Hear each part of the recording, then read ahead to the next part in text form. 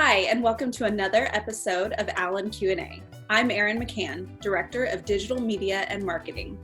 Joining me today is Justine Cosby, a kindergarten teacher at Olson Elementary, and we're going to talk specifically about some of the strengths, challenges, and things that we can do with our youngest learners. Justine, welcome. I'm so glad that you're here. Thank you, Erin. It's so good to be here. Thank you for having me. Absolutely. So Justine, we asked all of our teachers pretty quickly to sort of shift from teaching in the classroom face-to-face with our kids and make these changes for our at-home distance learning. How has that experience been for you, both as a teacher and I understand you're a parent as well? I think the whole experience has definitely had some ups and downs. It was very difficult to start teaching from home because as a teacher, our heart is to see the kids, to hug the kids, to be with the kids. So that is something I know a lot of educators across the world are having a difficult time with, is not being able to connect with the kids like we want to. And as a parent, it's been very hard for me as well because I am managing working from the computer, but then also trying to teach a preschooler and then a second grader at the same time. But the first week was the most difficult, and I believe now we're starting to get in the groove of things, starting to get a schedule. So things are looking up and getting better. So you mentioned obviously that you have your kids at home and balancing that. I think a lot of our parents right now who are hopefully watching this video are also working from home while trying to teach their kids. And that can be quite challenging. So what advice do you have as far as maybe realistic time limits about the number of hours kids need to be working on schoolwork and kind of how to take those natural breaks? Yes.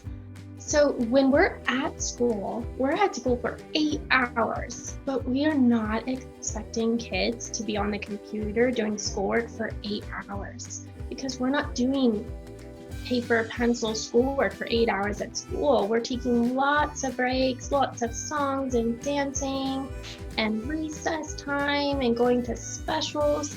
So we are not expecting parents to have their kids on the computer for 8 hours. Having about 2 to 3 hours of schoolwork is exactly what we're looking for, but splitting that up amongst the whole day. And I just recommend kindergarten students, especially our younger ones, they're only working for about 10 to 15 minutes at a time. So I think trying to get out the whole schoolwork within the first 2 hours of waking is not a good idea because they need lots of breaks. Their attention span is going and they need lots of movement. So I definitely feel like if parents are struggling with getting that schedule and getting all the schooling in, just maybe going with the flow of how your child is learning. If they feel like their attention span is slowing down or if they're having a hard time getting frustrated, I would just take a break and go for a walk, maybe go on a little nature hike, play a game, or even just start tickling them and having fun, and then maybe revisit the schoolwork a little bit later. Let's talk a little bit more about those breaks. You mentioned going on a walk, taking a hike. I think everything that we've seen from professionals is encouraging us to get outside and get fresh air as much as possible while maintaining that social distance. But if you're not in an area where you can get outside to take a break, what are some other sort of natural breaks or productive breaks that both families and our students could take?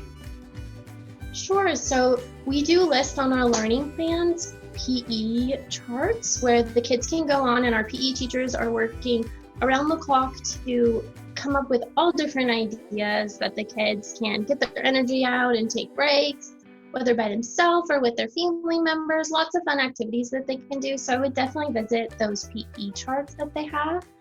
And then I think just natural things around your home, whatever resources you have, maybe that's going to the kitchen and teaching your child how to cook something. I know that's something that I really cherished as during the school year, I feel like I didn't have a lot of time to teach my daughter in the kitchen, my second grader. And now I'm able to just kind of pull her in and take a moment to breathe and maybe teach her how to make a grilled cheese or some breaks you can have around the house. Maybe just playing a game of hide and seek would be really fun. but definitely visiting those PE charts. I love that. And you're finding opportunities to sort of foster her independence too. Yes, definitely. I think this extra amount of time that we have has given me the chance, and probably a lot of parents, to teach more life skills like vacuuming the house or enjoying just peace and quiet, not having to have something at your attention right away. Absolutely. Some of our youngest students, kindergarten especially, may be struggling to understand why they can't go to school and see their friends. What advice do you have for parents in explaining sort of what's going on and why we're not in school while still making sure that our students feel safe? So this is something that I personally had to talk to both of my kids about. And the way I approached it is just telling them that there is a virus out there. I do try to tell them the truth. There is a virus out there and it's very dangerous. So we're just going to have all of the families staying at home. And I try to keep it as positive as I can, that now we get a lot of time to play and run around. And they've been seeming to really enjoy that extra time at home with their family. So I think just kind of telling them the truth, that there is a virus out there and we do have to stay home, and it is okay. We are going to stay safe, but just bringing it back to, but look at all this extra time that we have. Just sort of framing the positives.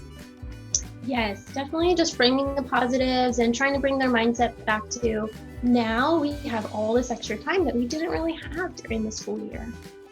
Wonderful. Well, Justine, thank you so much for your time today. We appreciate everything that you are doing, that your teammates and all of our teachers across the district are doing, and I hope your family is staying safe. Thank you, Erin. I really appreciate it, and I hope your family as well is staying safe. Thank you.